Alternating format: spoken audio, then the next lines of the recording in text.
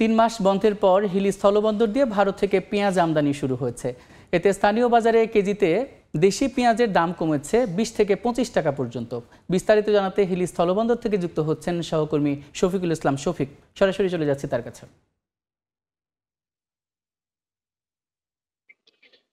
৩ মাসের বেশি সময় ধরে হিলি স্থলবন্দর দিয়ে পেঁয়াজের আমদানি বন্ধ ছিল। ঊর্ধ্বমুখী বাজার নিয়ন্ত্রণ রাখতে সরকার পেঁয়াজের আমদানি অনুমতি দিলে গতকাল থেকে পেঁয়াজের আমদানি শুরু হয়।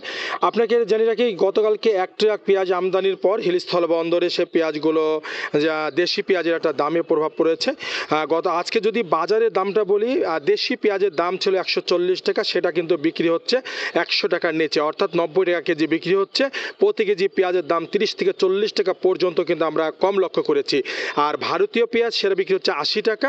তবে উদ্ভিদ সংঘ তথ্য থেকে আমরা জানতে পেরেছি, সরকার প্রতিদিন লটারির মাধ্যমে ৫০ জন আমদানিকারককে প্রতিজনকে ৩০ মেট্রিক টন করে পেঁয়াজের অনুমতি দেবেন।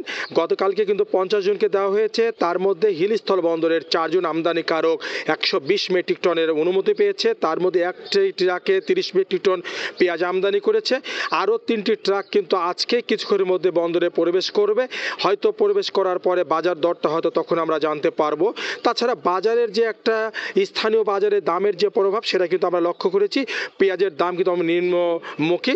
এদিকে আমরা সকাল থেকে দেখছি এখানে বিভিন্ন জায়গা থেকে কিন্তু পেঁয়াজ কিনবার জন্য তারা পাইকারদেরকে আমরা লক্ষ্য করেছি। আমদানিকারকরা বলছেন যে সরকার যে পেঁয়াজের যে আইপি দিয়েছে, এটা যদি অ্যাভেলেবল মানে সবাইকে উন্মুক্ত করে দেওয়া হয়, যে যেমন তেমন আনবে, তাহলে পেঁয়াজের দামটা কিন্তু অনেকটা নিয়ন্ত্রণ আনবে। ব্যবসায়ীরা এমনটাই বলছেন।